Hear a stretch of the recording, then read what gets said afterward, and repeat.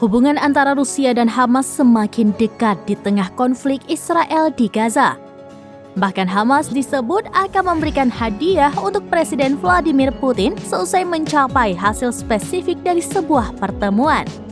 Lantas, inilah hadiah yang akan diberikan Hamas untuk Putin. Dikutip dari Reuters, Putin mengatakan bahwa Moskow dan Hamas telah mencapai hasil spesifik.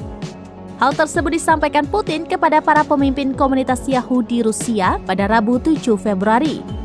Putin membeberkan hasil spesifik itu terkait pembebasan sandera yang terjebak dalam konflik Hamas-Israel.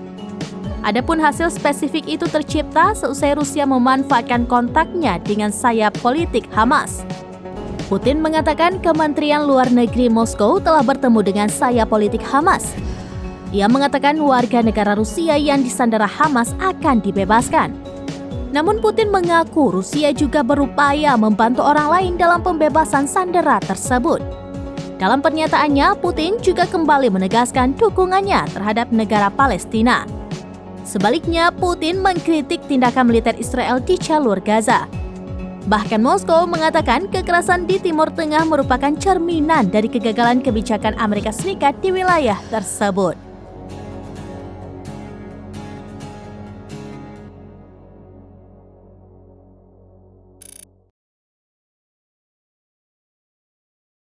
Download Tribun X sekarang, menghadirkan lokal menjadi Indonesia.